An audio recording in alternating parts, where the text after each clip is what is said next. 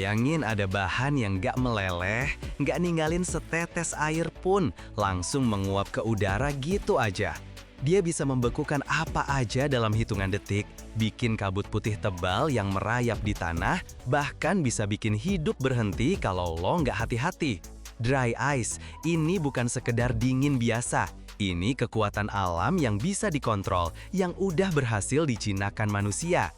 Jauh di balik deru kompresor dan gumpalan asap putih, tersembunyi proses yang mirip sihir, di mana gas berubah jadi benda padat dengan suhu minus 78 derajat. Tapi dari mana sih gas ini didapetin dalam skala industri? Dan kenapa produksi dry ice dianggap sebagai keajaiban ekologis beneran? Tonton sampai habis, lo bakal lihat gimana yang dingin bisa jadi salah satu bisnis paling panas di dunia.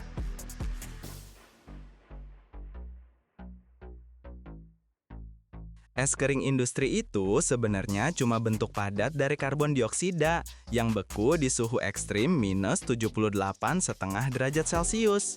Gampangnya gini, ini tuh gas karbon dioksida yang sama persis kayak yang kita keluarin setiap kali napas, yang diserap sama tumbuhan, dan yang bikin minuman bersoda lo jadi segar.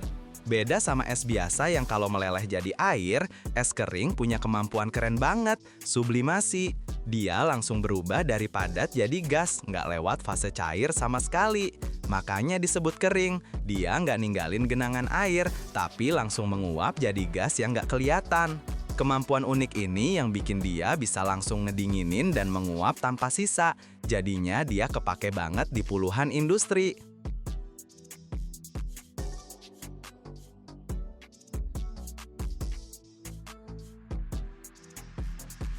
Di dunia medis, dry ice itu kayak penyelamat hidup beneran. Dipakai buat ngirim vaksin, organ donor, sama darah, di mana setiap detik keterlambatan dan setiap derajat tambahan bisa bikin orang kehilangan nyawa. Di krioterapi, dipakai buat membekukan dan ngilangin kutil dengan presisi tinggi. Di industri makanan, ini jadi jaminan kesegaran. Produk beku, daging, dan es krim dikirim dalam kontainer yang penuh sama keajaiban dingin ini. Nah, di dunia hiburan, dry ice itu alat utama buat nyiptain keajaiban. Kabut tebal yang mengalir di atas panggung konser dan pertunjukan teater, atau koktail berasap di bar, semua itu kerjaannya dry ice, yang pas ketemu air panas, langsung bikin efek visual yang keren abis. Produksi dry ice itu terjadi di pabrik kriogenik. Pabrik-pabrik ini nge-cover area industri yang super luas. Bayangin aja, bisa sebanding sama beberapa lapangan sepak bola. Di tengah area ini berdiri tangki kriogenik raksasa, menara baja yang tingginya bisa sampai 15 meter, dan bisa nampung sampai 100 ton karbon dioksida cair. Di dalam pabriknya sendiri, suara gemuruh terus kedengeran. Itu bunyi dari kompresor super kuat sama mesin pres hidrolik yang lagi bekerja. Dari tangki raksasa itu, gas cair ngalir lewat pipa-pipa tebal yang permukaannya ditutupin embun beku menuju ke jantung produksi, mesin pres. Mesin-mesin ini benar-benar monster, bisa ngepres sampai 500 kg dry ice cuma dalam 1 menit doang. Waktu karbon dioksida cair di bawah tekanan super gede keluar dari nozzle ke ruangan dengan tekanan atmosfer normal, terjadi ekspansi yang cepet banget. Proses ini, yang dikenal sebagai efek Joule-Thomson, bikin gasnya langsung dingin dan membeku, berubah jadi dry ice yang teksturnya kayak salju gitu, lembut. Awan uap putih tebal mengepul di atas ruang pres saat mesin pres hidrolik dengan kekuatan ratusan ton ngepres salju ini jadi briket yang padat dan berat atau butiran-butiran kecil. Conveyor belt terus bergerak, ngangkut balok-balok es ini. Mereka lewat terowongan yang didinginkan, di mana suhunya dijaga di bawah minus 40 derajat. Mesin otomatis motong plat-plat besar jadi potongan kecil atau ngubahnya jadi butiran seukuran kacang polong. Conveyor belt terus bergerak, ngangkut balok-balok es ini. Mereka lewat terowongan yang didinginkan, di mana suhunya dijaga di bawah minus 40 derajat. Mesin otomatis motong plat-plat besar jadi potongan kecil atau ngubahnya jadi butiran seukuran kacang polong. Mesin pengemas bekerja dengan kecepatan super kilat. Ke dalam kontainer thermal khusus dari styrofoam, mereka tuangkan dry ice dengan jumlah yang udah diperhitungkan banget. Mulai dari paket kecil 1 kiloan sampai kontainer gede ratusan kilogram. Mesin penyegel otomatis nutup kemasan dengan rapet banget, biar proses sublimasinya melambat. Dalam sejam, satu pabrik kayak gini bisa produksi sekitar 5 ton. Nah, sekarang bayangin kondisi kerja di kerajaan es ini. Di zona tempat mesin pres dan jalur pengemas beroperasi, suhunya bertahan di bawah minus 40 derajat loh. Pekerja di sini mirip kayak penjelajah kutub. Mereka pakai baju tebal berlapis-lapis yang tahan dingin. Di tangan mereka ada sarung tangan khusus, soalnya kontak langsung sama dry ice bisa bikin luka bakar instan yang super nyeri banget. Di wajah, kacamata pelindung, dan masker, soalnya konsentrasi karbon dioksida yang tinggi di udara bisa bikin pusing dan sesak napas. Makanya di ruangan-ruangan pasti ada sistem ventilasi super kuat yang terus-terusan ganti udara dan jaga kadar oksiden tetap aman. Buat nggak kedinginan, para pekerja kerja shift pendek, gantian antara zona dingin sama istirahat di ruangan hangat. Banyak prosesnya udah otomatis banget, biar kehadiran manusia di kondisi ekstrim ini seminim mungkin. Tapi bahkan dengan perlindungan segitu, kerja di pabrik-pabrik kayak gini butuh stamina luar biasa dan disiplin ketat banget soal keselamatan kerja.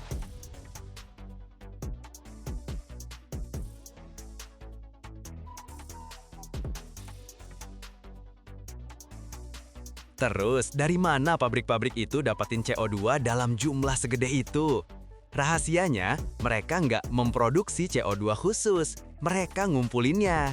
Ini tuh hasil sampingan dari proses industri besar lainnya. Sumber utamanya dari pabrik amonia sama pupuk, pabrik bir yang ngeluarin gas dari proses fermentasi, terus juga kilang minyak sama pabrik semen.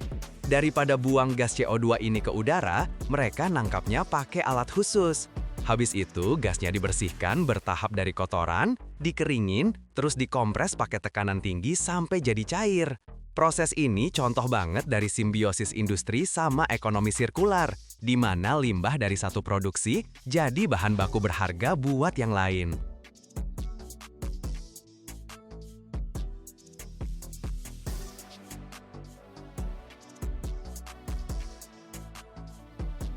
Tapi meskipun berguna banget, dry ice itu sebenarnya bahan yang butuh kehati-hatian ekstra loh. Suhunya super dingin, sampai bisa bikin luka bakar serius kalau kena kulit. Tapi bahaya utamanya ada di proses sublimasinya. Waktu menguap, dry ice bakal ngebikin oksigen di ruangan tertutup tergantikan.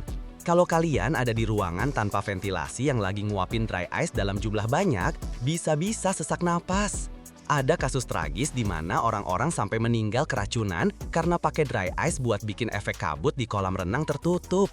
Makanya nih, kerja sama dry ice harus bener-bener ikutin aturan keamanan. Ventilasi yang bagus, pakai sarung tangan pelindung, sama kacamata safety. Nah, sekarang yuk kita intip masa depannya. Soalnya es kering tuh punya masa depan yang bener-bener keren banget. Saat ini, para ilmuwan dan insinyur lagi ngembangin teknologi di mana es kering punya peran super penting. Contohnya nih, buat pemadam kebakaran. Beda sama air atau busa, es kering nggak ngalihin listrik dan nggak ninggalin bekas. Jadi cocok banget buat madamin api di ruang server, museum, atau pembangkit listrik. Butiran es kering disemprotin ke api, langsung bikin dingin dan ngeluarin oksigennya.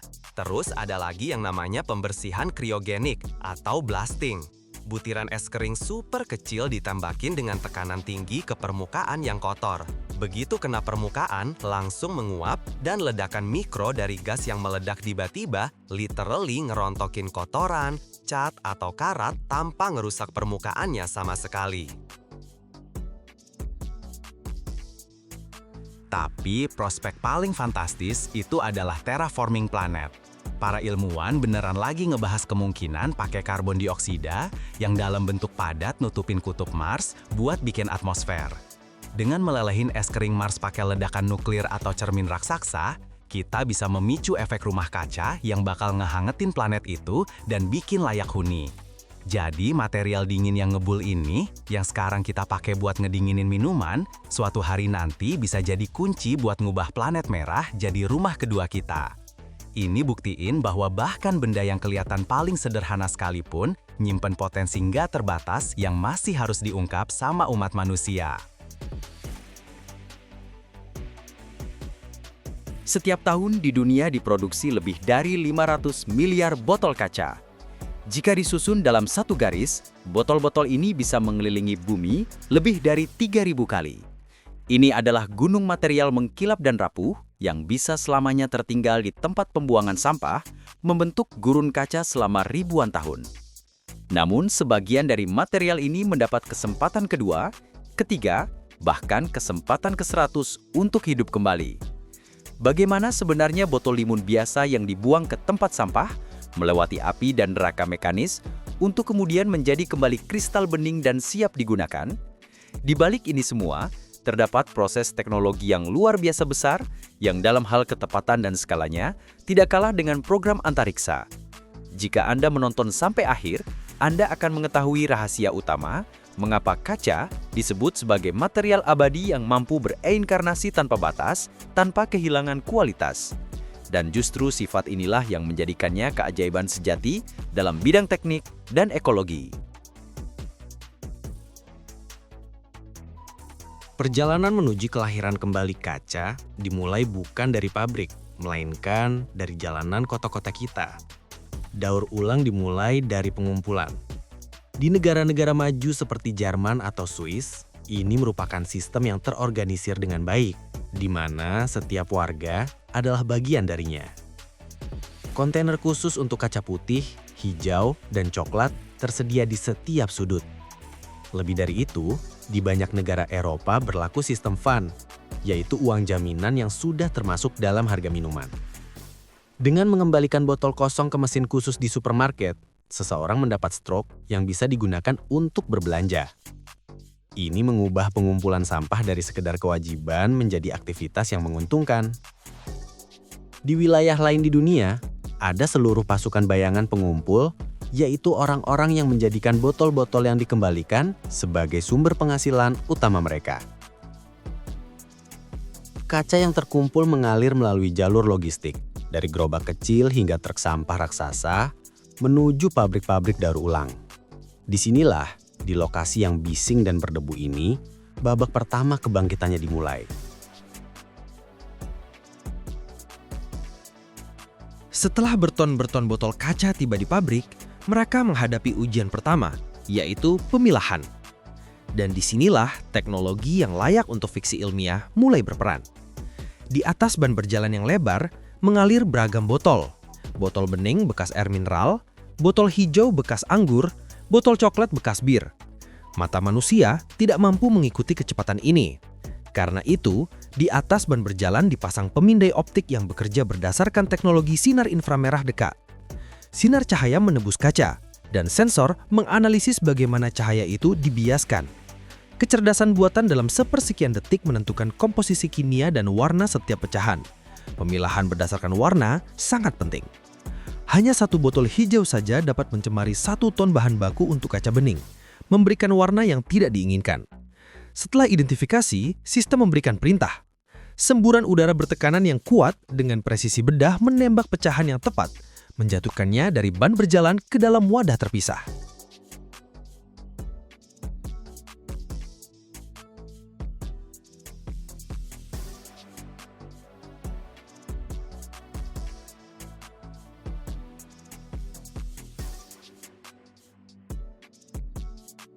Tapi, warna itu baru setengah dari prosesnya. Bersama dengan kaca, ada banyak benda asing yang ikut masuk. Tutup logam, cincin plastik, label kertas. Disinilah dimulai pembersihan berlapis. Pertama, ban berjalan melewati elektromagnet raksasa. Dengan bunyi dentingan keras, mereka menarik semua tutup baja dari aliran. Kemudian, separator arus eddy mulai bekerja. Mereka menciptakan medan magnet yang menolak logam berwarna seperti aluminium, membuatnya benar-benar melompat dari sabuk ke wadah terpisah. Setelah itu, kipas angin yang kuat meniup sampah ringan seperti kertas dan plastik. Dan akhirnya, kaca melewati sistem pembersihan air, di mana sisa-sisa organik dan kotoran dicuci bersih. Bayangkan saja, betapa rumitnya perjalanan yang dilalui setiap botol yang kita buang sebelum menjadi bahan baku yang bersih.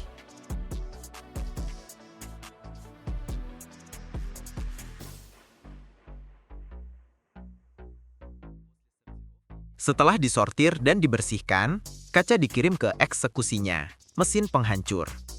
Ini adalah mesin raksasa yang rahang baja atau palunya menghancurkan botol-botol utuh menjadi pecahan kecil dengan gemuruh yang memekakan telinga. Suaranya seperti ribuan lampu kristal pecah secara bersamaan. Ada beberapa jenis mesin penghancur. Penghancur rahang yang meremukan kaca di antara dua pelat, dan penghancur palu di mana palu yang berputar dengan kecepatan gila menghantam kaca ke dinding baja. Tujuan tahap ini adalah mengubah botol-botol yang besar dan rapuh menjadi massa yang seragam yang disebut pecahan kaca atau kalet. Material ini jauh lebih nyaman untuk transportasi dan yang paling penting untuk peleburan. Pada tahap ini, kotoran yang tersisa yang tidak dihilangkan sebelumnya dapat disaring lebih lanjut. Setelah dihancurkan, pecahan kaca disaring melalui sistem saringan bergetar yang mengkalibrasinya berdasarkan ukuran.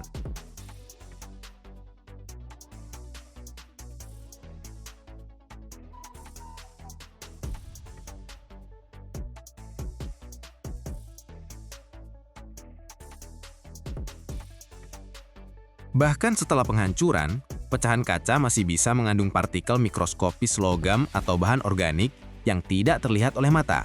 Karena itu, pecahan kaca menjalani pembersihan akhir yang lebih teliti lagi. Pemisahan magnetik di sini bekerja pada tingkat baru, menangkap inklusi logam yang sangat kecil.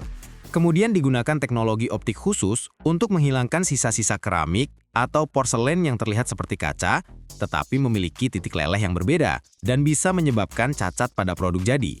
Ini menjamin bahwa hanya material yang benar-benar bersih yang masuk ke dalam tungku. Setelah itu, remah kaca dikirim ke saringan getar, di mana ia melewati beberapa tingkat jaring dengan ukuran lubang yang berbeda untuk dipisahkan menjadi fraksi-fraksi. Ukuran yang berbeda digunakan untuk jenis produk yang berbeda. Seluruh proses ini sepenuhnya otomatis, yang meminimalkan resiko bagi para pekerja.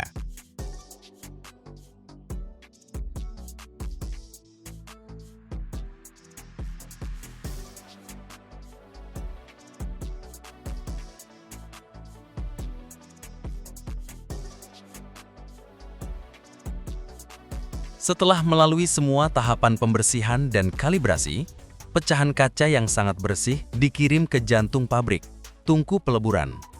Di pabrik, pecahan kaca dimuat ke dalam tungku raksasa, di mana ia dilebur pada suhu antara 1530 hingga 1650 derajat Celcius.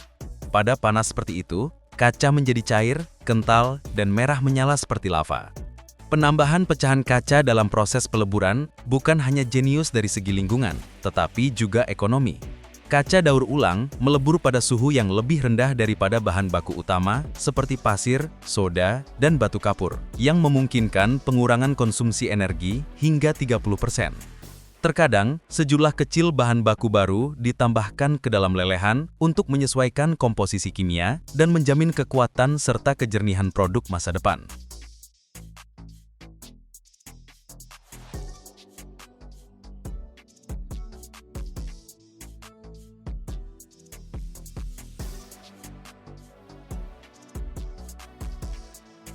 Setelah kaca berubah menjadi massa cair yang homogen, kelahiran barunya dimulai. Lava cair diarahkan ke mesin pembentuk. Di sini, tetesan kaca panas di bawah tekanan udara dalam sekejap berubah menjadi botol, toples, atau vas baru. Di pabrik-pabrik besar, proses ini sepenuhnya otomatis dan dapat mencakup cetakan presisi tinggi untuk memastikan kualitas yang sempurna. Segera setelah pembentukan, produk kaca panas melewati terowongan panjang untuk outjiga, di mana suhunya secara bertahap dan sangat perlahan menurun. Ini adalah tahap yang sangat penting yang menghilangkan tekanan internal dalam kaca dan mencegah retak.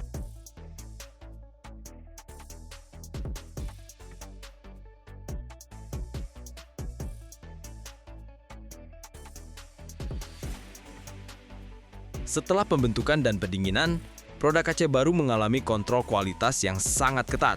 Sistem robotik khusus memeriksa setiap botol untuk menemukan cacat sekecil apapun, gelembung udara, retakan mikro, ketebalan dinding yang tidak merata, atau bentuk yang tidak sempurna. Pemindai optik dan laser menerangi kaca, mengungkap kekurangan yang tidak terlihat oleh mata. Jika produk tidak memenuhi standar tertinggi, maka akan ditolak tanpa ampun dan dikirim kembali untuk dilebur urang. Kemudian botol-botol tersebut diuji kekuatan mekanisnya, memeriksa apakah mereka dapat menahan tekanan minuman berkarbonasi dan benturan saat transportasi. Hanya setelah melewati semua pengujian ini, produk kaca baru dikemas dan dikirim ke pasar. Begitulah berakhirnya satu siklus dari kehidupan mereka yang tak terbatas. 68 juta ton. Itulah jumlah aluminium yang dikonsumsi umat manusia hanya dalam 1 tahun. Angka yang sangat besar ini membentang dari kaleng minuman ringan dan bingkai jendela hingga sayap pesawat raksasa. Tapi, pernahkah Anda bertanya-tanya bagaimana kita memenuhi permintaan yang begitu besar tanpa menguras sumber daya bumi? Jawabannya terletak pada inovasi revolusioner yang telah mengubah seluruh industri, daur ulang aluminium. Setiap siklus daur ulang tidak hanya menghemat hingga 95% energi yang diperlukan untuk memproduksi aluminium baru, tetapi juga memungkinkan logam ini terlahir kembali dalam waktu 60 hari, setiap kali mempertahankan kualitas aslinya. Dalam video ini, Anda akan menyaksikan perjalanan luar biasa aluminium, dari limbah yang dibuang hingga produk mengkilap yang kembali ke kehidupan sehari-hari.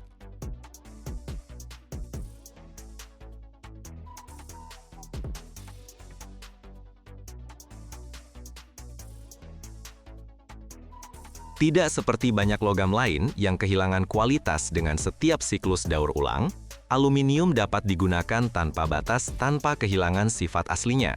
Karakteristik unik inilah yang menjelaskan mengapa hampir 75% dari semua aluminium yang pernah diproduksi masih digunakan. Dan Amerika Serikat telah mengubah keuntungan ini menjadi kekuatan industri. Berkat sistem pengumpulan dan peleburan canggih, aluminium daur ulang kini menyumbang lebih dari sepertiga pasokan tahunan negara, menghemat energi yang cukup untuk memberi daya pada jutaan rumah tangga setiap tahun. Tetapi manfaatnya bukan hanya ekonomi. Daur ulang aluminium juga memainkan peran lingkungan yang sangat penting. Setiap ton aluminium daur ulang mencegah hingga 9 ton emisi karbon dioksida, yang berarti puluhan juta ton gas rumah kaca yang tidak masuk ke atmosfer setiap tahun.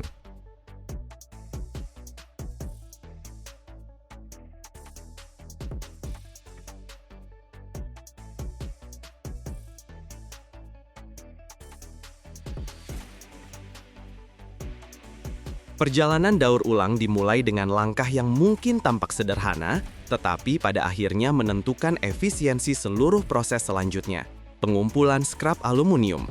Di Amerika Serikat, pemimpin dunia dalam daur ulang aluminium, sistem ini bekerja dalam skala besar.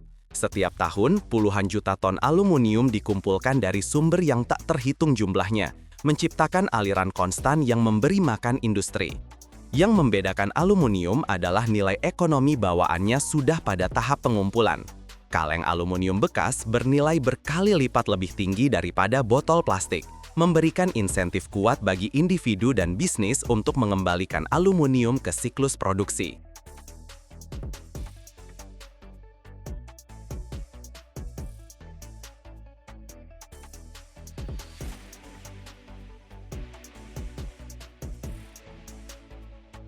Dari titik pengumpulan di seluruh negara, konvoi truk yang penuh dengan skrap aluminium terus memasuki area penyortiran yang luas. Setiap kendaraan ditimbang, didaftarkan, lalu kontainernya dimiringkan untuk menuangkan muatan ke sabuk konveyor. Kaleng bir dari supermarket, nampan makanan dari kompleks perumahan, dan skrap aluminium industri, semuanya berkumpul menjadi tumpukan logam berkilauan yang menjulang tinggi, menyerupai gunung perak. Langsung di tempat, teknisi melakukan pemeriksaan awal yang cepat, segera menolak batch apapun yang terkontaminasi dengan kotoran berlebihan atau bahan berbahaya. Suasana di area ini selalu tegang. Setiap hari ribuan ton aluminium tiba, menjadikan fasilitas ini garis depan sejati dari proses daur ulang.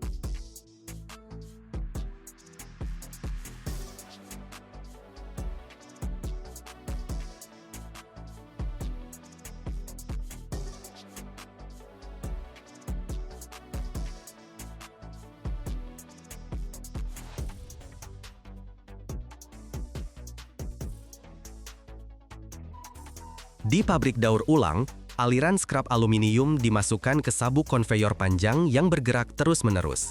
Sensor optik yang bertindak seperti mata elektronik memindai ribuan fragmen per detik, mengidentifikasi aluminium berdasarkan warna khas dan kemampuan memantulkan cahayanya.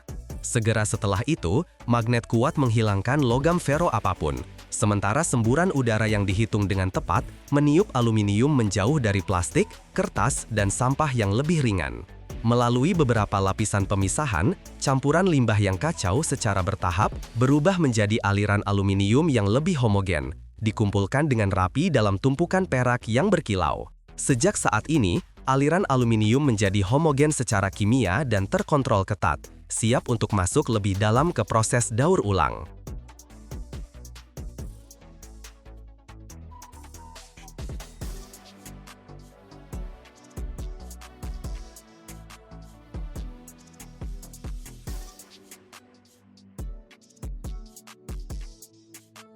Setelah pemisahan, skrap aluminium dimasukkan ke sistem penghancur masif.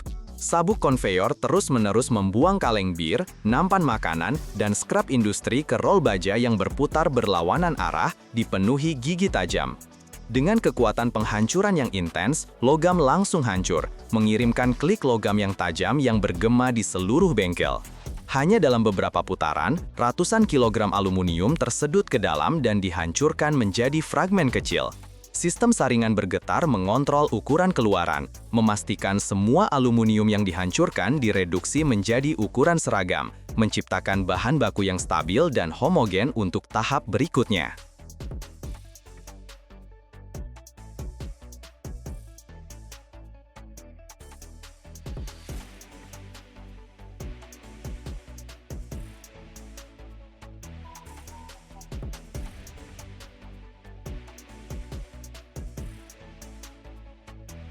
Fragmen aluminium yang dihancurkan dimasukkan langsung ke tungku industri, jantung dari seluruh proses daur ulang.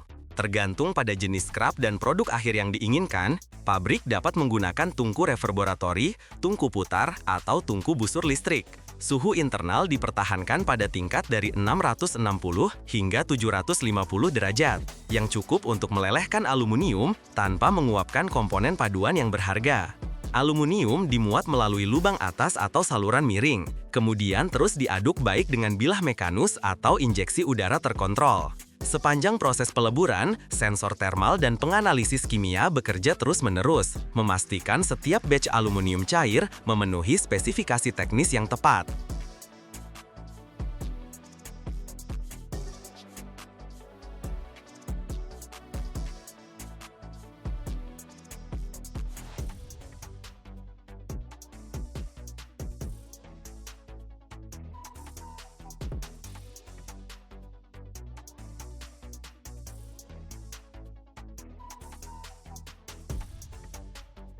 Bahkan setelah peleburan lengkap, aluminium masih mengandung kotoran tersembunyi yang tak terhitung jumlahnya, tidak terlihat oleh mata telanjang, oksida aluminium, debu tungku, sisa cat, dan bahkan minyak. Untuk menghilangkan kontaminan ini, pabrik melakukan proses pemurnian langsung di tungku. Metode paling umum adalah pemberian fluks. Agen fluks khusus ditambahkan ke aluminium cair. Saat bereaksi, fluks berikatan dengan kotoran, membentuk lapisan terak ringan yang mengapung di permukaan. Lapisan ini kemudian disingkirkan, meninggalkan logam yang lebih murni dan halus. Dalam sistem yang lebih canggih, gas inert seperti argon atau klorin disuntikan di bawah tekanan rendah.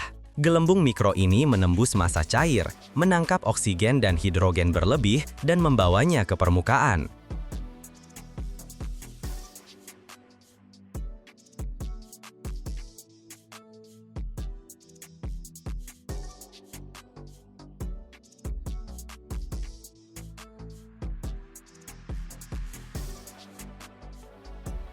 Begitu aluminium cair mencapai kemurnian yang diinginkan, dialirkan ke zona pengecoran, di mana ia mulai mengambil bentuk fisik pertama yang jelas. Ini adalah transisi penting dari cair ke padat, dari massa logam amorf menjadi unit terstruktur yang dapat diukur dan diangkut. Aluminium dituang ke dalam cetakan yang terbuat dari baja, grafit, atau bahan tahan panas khusus. Ini bisa berupa cetakan vertikal untuk batangan, cetakan horizontal untuk pelat tebal, atau sistem pengecoran kontinu berpendingin air. Kecepatan penuangan, suhu cetakan, dan intensitas pendinginan semuanya dikalibrasi dengan tepat. Jika dituang terlalu cepat, aluminium dapat membentuk kantong gas. Jika cetakan terlalu dingin, logam dapat mengeras secara tidak merata.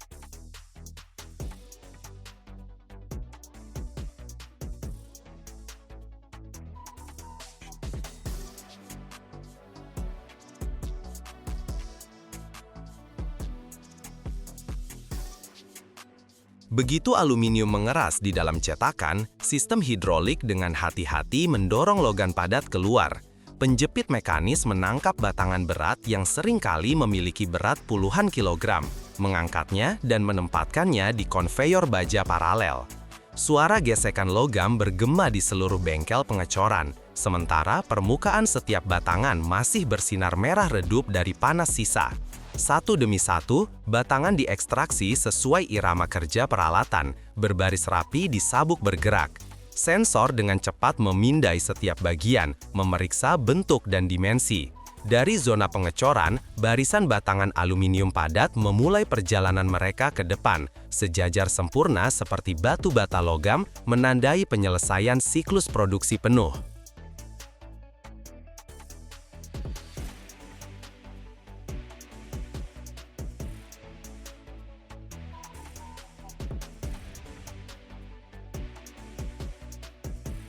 Setelah diekstraksi dari cetakan, batangan aluminium dipindahkan ke tungku pemanasan awal untuk melunakannya, membawa logam ke kondisi ideal untuk penggulungan.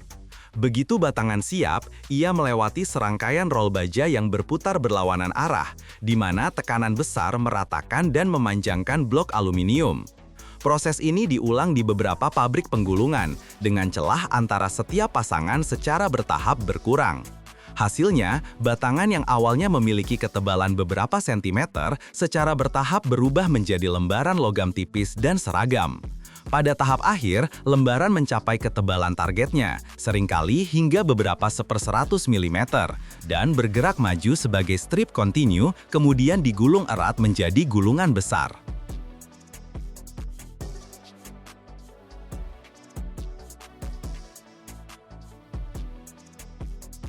Di antara produk yang tak terhitung jumlahnya yang terbuat dari logam daur ulang, kaleng aluminium adalah bukti paling jelas dari kekuatan daur ulang.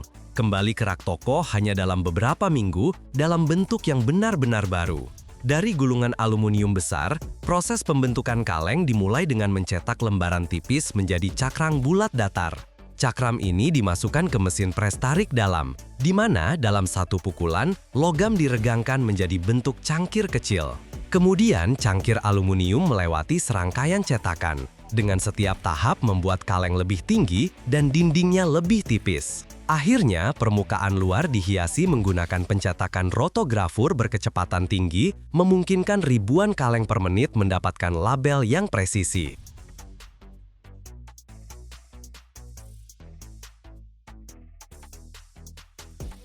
Setiap menit, kabel-kabel tua menghilang dari planet ini.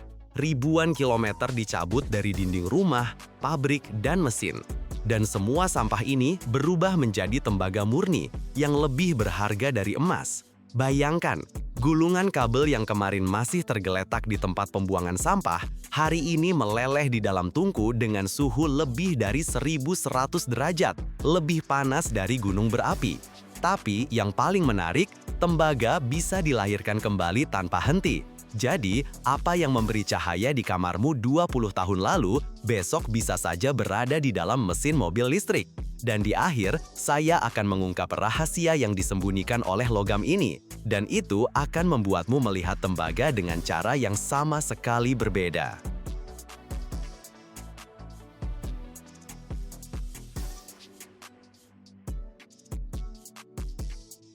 Semua kabel yang kamu lihat di sekitarmu, mulai dari charger lama hingga gulungan kabel industri, memiliki ceritanya sendiri. Mereka pernah menjadi bagian dari kehidupan, mengalirkan listrik, mentransmisikan sinyal. Tapi waktu berlalu, barang-barang rusak, sistem diperbaharui, dan kabel menjadi sampah. Tapi disinilah kehidupan kedua mereka dimulai. Kabel dikumpulkan dari mana saja, dari rumah pribadi, kantor, pabrik, dan bahkan mobil tua. Bayangkan sebuah jaringan logistik raksasa. truk, kontainer, gudang. Ini seperti berburu harta karun. Hanya saja hartanya adalah logam dan plastik yang terjalin dalam gulungan. Langkah pertama, penerimaan di pabrik. Di sini, kabel melewati tangan para pekerja berpengalaman yang tidak hanya memilah, mereka seperti arkeolog.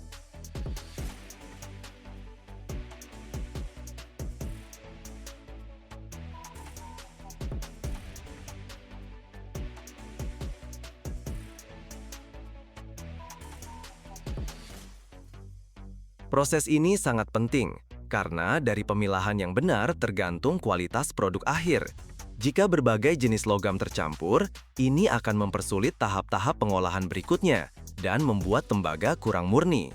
Para pekerja pada tahap ini menggunakan berbagai alat, gunting, tang, mesin khusus untuk mengupas isolasi. Semua ini dilakukan dengan cepat, tapi penuh perhatian.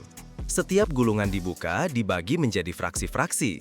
Kabel tanpa selubung, kabel dengan plastik, tebal dan tipis, dengan tembaga dan aluminium. Penting untuk menjaga keutuhan tembaga, karena itulah kekayaan utamanya. Bahkan aroma bengkel, campuran plastik tua, logam, dan gulungan yang baru dibuka, seolah memberi petunjuk bahwa sesuatu yang baru akan dimulai di sini.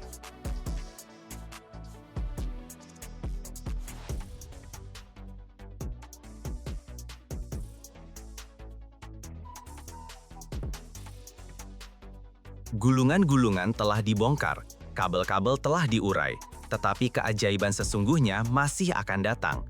Apa yang baru saja berupa kilometer kabel, kini bersiap untuk melewati jantung pabrik.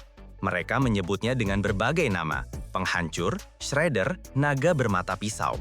Tapi intinya satu, monster ini menggiling segalanya. Potongan-potongan kabel dimasukkan ke dalam hopper besar.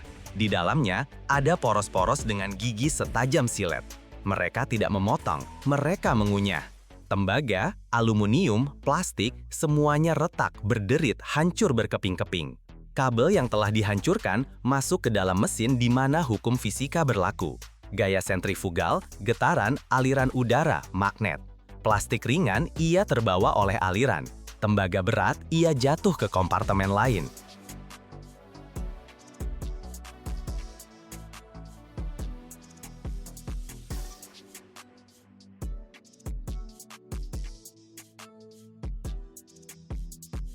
Debu berterbangan, mesin-mesin berisik, para operator dengan saksama mengawasi indikator di layar.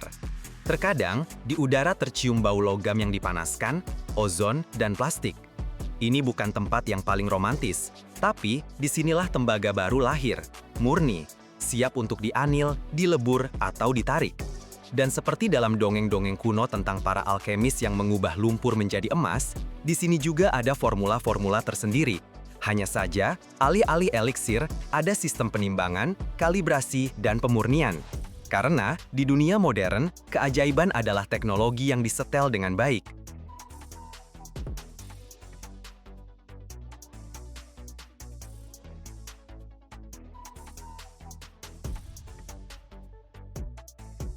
Ke dalam tungku secara bertahap ditambahkan flux, zat khusus yang mengikat pengotor berbahaya, oksida, kotoran, sisa isolasi.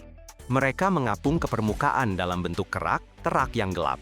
Kerak ini dikumpulkan secara manual dengan sekop panjang di tengah panas yang terasa bahkan menembus pakaian pelindung. Ini adalah salah satu pekerjaan paling berbahaya di pabrik. Tetapi pada saat yang sama, salah satu yang paling megah. Di sini, orang-orang secara harfiah melihat bagaimana tembaga tua dimurnikan. Bagaimana potongan-potongan berkarat berubah menjadi danau yang membara, hampir seperti matahari. Bahkan suaranya pun berbeda di sini. Kental, rendah, sedikit mengancam, seolah berkata, "Aku adalah tembaga, dan aku kembali."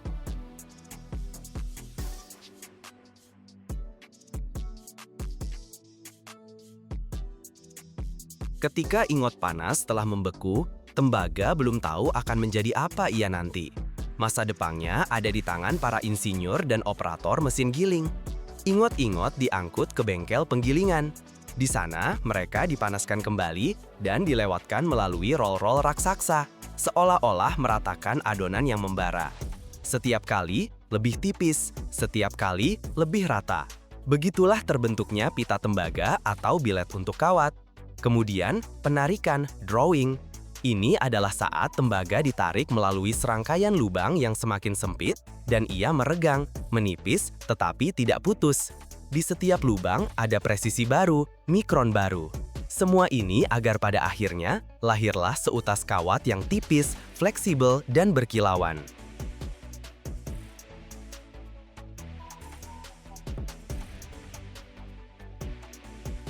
Terkadang kawat itu dilapisi isolasi, dan kemudian ia akan berakhir di dinding-dinding rumah. Satu rumah tinggal rata-rata membutuhkan sekitar 200 kg tembaga. Terkadang menjadi lilitan motor mobil listrik, dan terkadang menjadi kumparan-kumparan halus di headphone yang akan mentransmisikan musik dari hati ke hati. Setiap menit, lebih dari 17 ton tembaga bekas didaur ulang di planet ini. Tembaga dapat didaur ulang hampir tanpa henti, tanpa kehilangan kualitas. Ini menjadikannya logam yang ideal untuk penggunaan siklik. Hidup, bekerja, melebur, hidup kembali. Di suatu tempat di dunia saat ini sedang lahir sebuah raksasa beton yang mampu menutupi ruang selebar lapangan basket penuh. Dan semua ini tanpa satupun penyangga.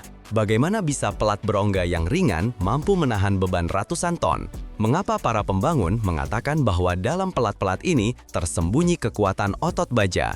Dan yang terpenting, rahasia apa yang membuat pelat ini begitu unik sehingga setiap tahun di Amerika Utara diproduksi lebih dari 19 juta meter persegi konstruksi ini, area seluas 30 pentagon. Tetaplah sampai akhir dan Anda akan mengetahui rahasia yang akan mengubah persepsi Anda tentang beton selamanya.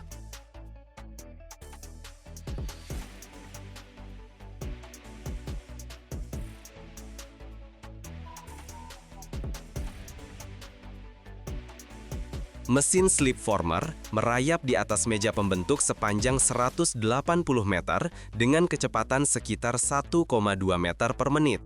Kedengarannya tidak terlalu cepat? Sekarang, mari kita hitung.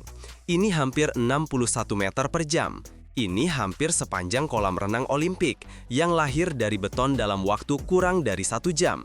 Dalam satu shift 10 jam, satu meja seperti ini dapat mengeluarkan hampir 800 meter plat beton yang terbentuk sempurna. Dan sekarang tentang fitur utamanya, rongga. Lubang-lubang di dalamnya bukan hanya untuk keindahan. Lubang-lubang ini mengurangi berat pelat hampir 50% dibandingkan dengan pelat padat dengan ketebalan yang sama. Bayangkan pembangunan pusat perkantoran seluas 9.300 meter persegi. Jika lantai dibuat dari beton padat biasa, beratnya akan sekitar 5.000 ton.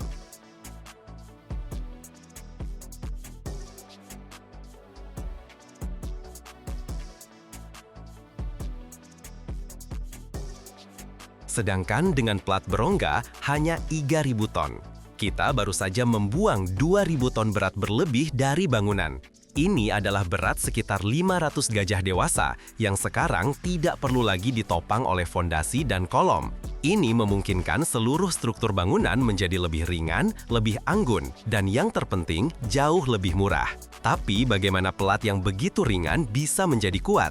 Rahasianya terletak pada otot baja yang tegang itu. Beton yang digunakan dalam pelat ini bukanlah beton yang ada di trotoar Anda. Ini adalah beton berkekuatan tinggi yang menahan tekanan lebih dari 560 kg per cm persegi, sedangkan beton biasa hanya 210 atau 280. Dan kabel baja di dalamnya ditegangkan dengan kekuatan sedemikian rupa sehingga menciptakan kompresi konstan dalam pelat.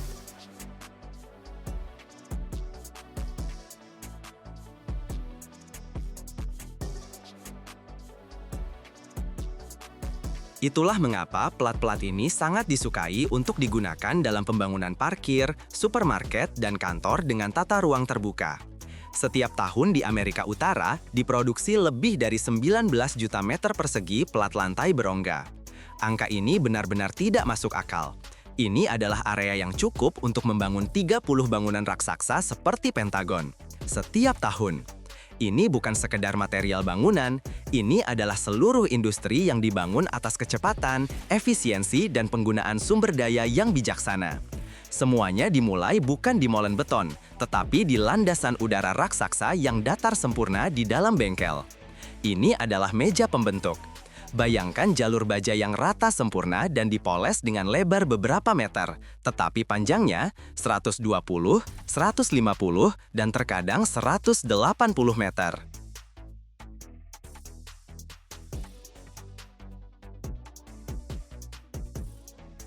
Di bawah jalur ini, terdapat pipa-pipa yang mengalirkan air panas atau uap untuk menjaganya tetap hangat. Di kedua ujung jalur ini, berdiri jangkar baja masif yang tertanam dalam fondasi beton tebal. Di antara kedua jangkar ini, kabel baja berkekuatan tinggi atau untayan ditegangkan. Ini bukan kawat biasa. Ini adalah beberapa helai baja yang dijalin bersama, masing-masing mampu menahan berat mobil. Kabel-kabel ini diletakkan di sepanjang meja 180 meter, membentuk kerangka masa depan pelat. Satu ujung setiap kabel dipasang dengan kuat di jangkar, dan ke ujung lainnya dihubungkan dongkrak hidrolik raksasa. Dan dongkrak ini mulai menarik. Ia menegangkan setiap kabel baja ini dengan kekuatan 13 atau 18 ton.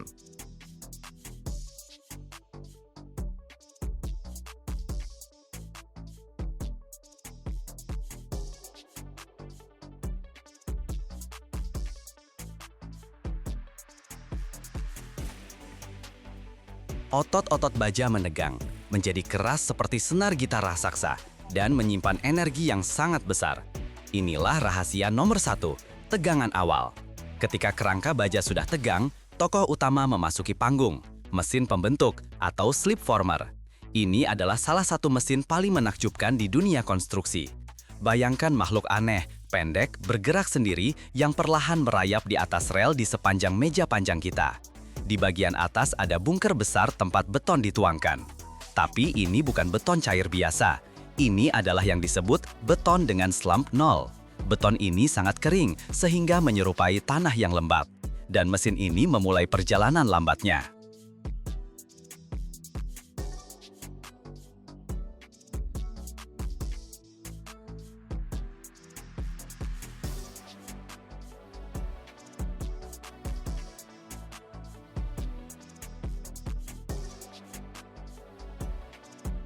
Kedua, vibrator khusus dan pemadat dengan kekuatan luar biasa memadatkan campuran kering ini membuatnya sangat padat.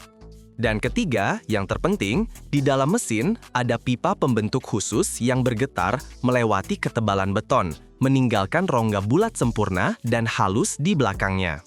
Mesin ini, seperti siput beton raksasa, perlahan merayap ke depan, dan di belakangnya, seperti jejak, tertinggal plat beton yang terbentuk sempurna dan tak berujung. Karena betonnya sangat kering, ia langsung mempertahankan bentuknya dan tidak menyebar. Inilah rahasia nomor 2, rongga yang membuat plat 50% lebih ringan dari plat padat.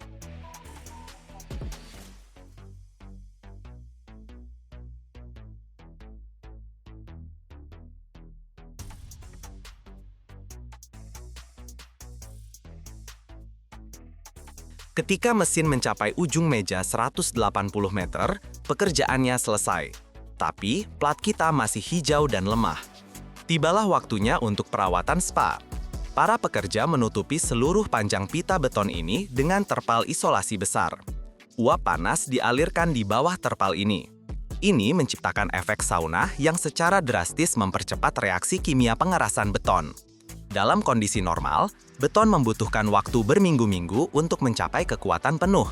Tetapi, dalam atmosfer panas dan lembab ini, beton mencapai kekuatan yang diperlukan lebih dari 350 kg per cm persegi hanya dalam 12 atau 24 jam.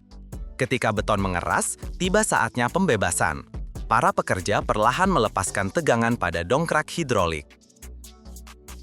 Sekarang, plat ini bukan hanya beton, ia sudah prategang atau terkompresi. Ini berarti bahwa ketika beban bekerja dari atas mencoba menekuknya, plat harus terlebih dahulu mengatasi gaya kompresi yang tertanam ini. Inilah yang memungkinkannya menutupi bentang besar tanpa penyangga tambahan. Dan babak terakhir dari pertunjukan ini adalah pemotongan. Di sepanjang rel di pita beton panjang kita, bergerak gergaji raksasa. Ini adalah monster dengan piringan besar yang dilapisi berlian industri. Dengan auman yang memekakan telinga dan semburan percikan api dan air, gergaji ini memotong pelat dengan presisi luar biasa menjadi potongan-potongan dengan panjang yang dibutuhkan. Pelat-pelat yang sudah jadi, rata sempurna, ringan, dan luar biasa kuat diangkat oleh derek raksasa dan dimuat ke truk. Apakah Anda siap untuk mengintip ke dunia di mana milimeter menentukan hidup dan logam berkilauan menempuh perjalanan dari bahan mentah hingga menjadi presisi yang mematikan? Bayangkan, lebih dari 12 miliar butir amunisi diproduksi setiap tahun di seluruh dunia untuk militer, polisi, pemburu, dan olahragawan. Dan setiap butirnya adalah hasil dari rekayasa presisi di mana suhu, tekanan, dan bentuk sangat berarti hingga ke detail terkecil. Dalam video ini, kami akan menunjukkan semuanya, dari pemilihan bubuk mesiu dan paduan untuk selongsong hingga uji kontrol, di mana kecepatan tembakan mencapai hampir 90.000 meter per detik. Bersiaplah, ini bukan sekedar cerita tentang peluru, ini adalah perjalanan ke jantung produksi modern, di mana teknik dan sains bekerja di batas kemungkinan.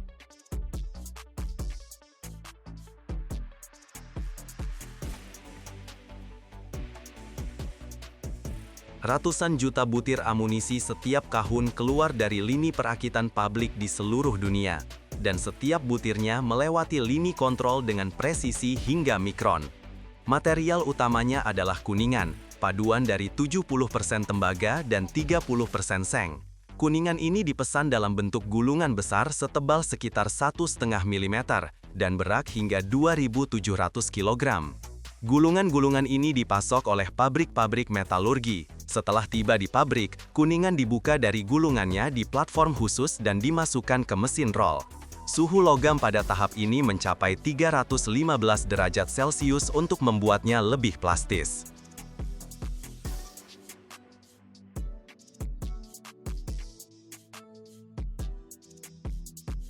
Selanjutnya, lembaran kuningan dimasukkan ke lini pres, mesin cetak berkecepatan tinggi yang dengan presisi secepat kilat memotong lingkaran-lingkaran darinya, yang disebut billet. Diameternya sekitar 19 mm. Mesin pres bekerja dengan frekuensi hingga 250 pukulan per menit. Lingkaran-lingkaran yang dihasilkan dipanaskan hingga 430 derajat. Ini diperlukan untuk proses penarikan dalam deep drawing berikutnya. Mereka dicelupkan ke dalam pelumas dan dimasukkan ke mesin pres hidrolik, di mana di bawah tekanan hingga 100 ton dari lingkaran tersebut dibentuklah selongsong primer. Proses ini diulang beberapa kali, setiap kali menarik selongsong menjadi sedikit lebih panjang dan lebih tipis. Setiap selongsong setelah ditarik akan dianil, yaitu dipanaskan hingga 540 derajat untuk menghilangkan tegangan internal pada logam. Jika tidak, selongsong bisa retak saat ditembakkan. Kemudian, ia didinginkan di dalam air dan dibersihkan dalam larutan asam. Selanjutnya, kalibrasi dan penimbangan. Selongsong melewati sistem kontrol laser presisi tinggi. Kesalahan berat berarti penolakan otomatis. Panjang, ketebalan dinding, dan bahkan respons akustik juga diperiksa. Sensor khusus mendeteksi ada tidaknya retakan mikro di dalam selongsong. Sebagai penutup, selongsong dipotong sesuai panjang yang tepat, dibuat alur untuk primer dan mulutnya diperlebar.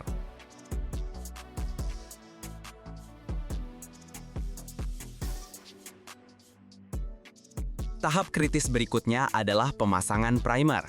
Ini adalah komponen kecil namun sangat penting yang memulai tembakan.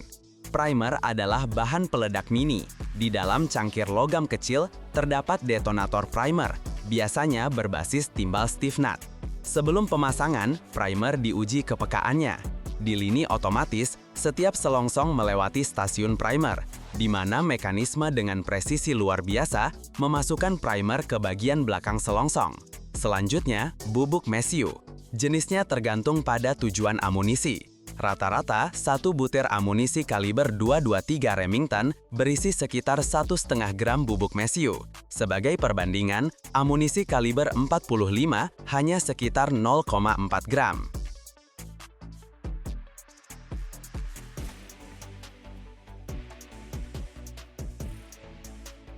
Bubuk mesiu ditakar secara otomatis hingga 1/1000 gram. Kelebihan atau kekurangan berbahaya bagi penembak dan senjata. Kesalahan 1/10 gram tidak dapat diterima. Ketika bubuk mesiu sudah terisi, tibalah giliran pemasangan proyektil. Material, bentuk, dan masanya tergantung pada tugasnya, berburu, militer, olahraga. Tetapi pemasangannya dilakukan dengan presisi yang sama. Proyektil ditekan ke dalam selongsong di bawah tekanan, lalu mulut selongsong dikerutkan agar proyektil tidak lepas saat dimasukkan ke dalam laras. Setelah itu, kalibrasi akhir dan pemeriksaan visual. Persentase produk cacat di perusahaan besar kurang dari 0,3%.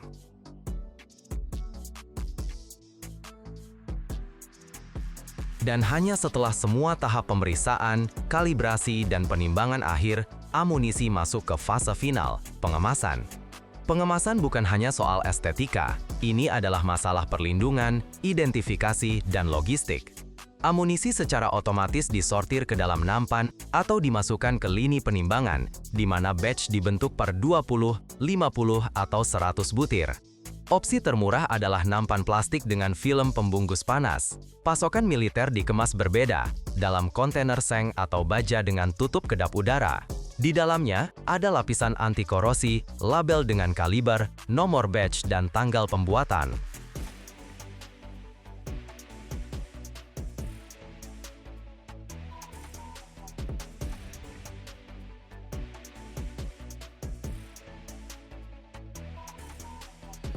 Di lini industri, satu shift kerja mengemas dari 100.000 hingga 300.000 butir amunisi. Beberapa pabrik beroperasi dalam 3 shift 24 jam sehari, terutama pada periode permintaan tinggi. Produktivitas satu mesin pengemas hingga 12.000 unit per jam.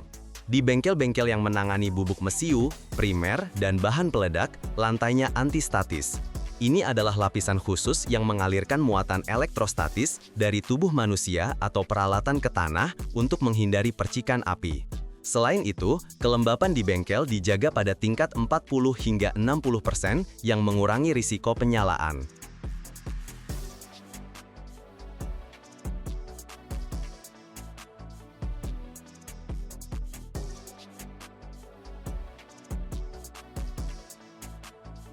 Pekerja mengenakan pakaian khusus dari kain alami atau bahan antistatis.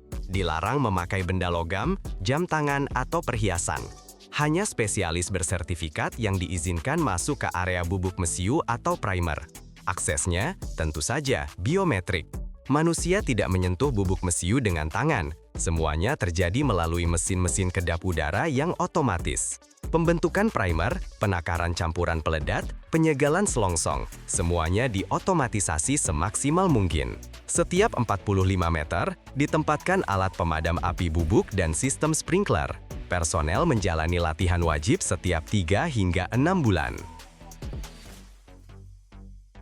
Semua selongsong, proyektil, dan primer melewati kontrol visual, berat, dan sinar X. Produk cacat dikirim ke zona aman terpisah, di mana mereka dimusnahkan atau didaur ulang. Pabrik dijaga seperti fasilitas keamanan tinggi, pengawasan video, penjaga bersenjata, inventarisasi setiap unit. Pada tahun 1998, di AS, sebuah pabrik yang memproduksi bubuk mesiu untuk amunisi olahraga meledak karena pelanggaran aturan penyimpanan. Kekuatan ledakannya setara dengan beberapa ton TNT. 4 pekerja tewas. Penyelidikan mengungkapkan puluhan pelanggaran sistematis. Oleh karena itu, keamanan di pabrik semacam ini lebih penting daripada produk yang mereka hasilkan.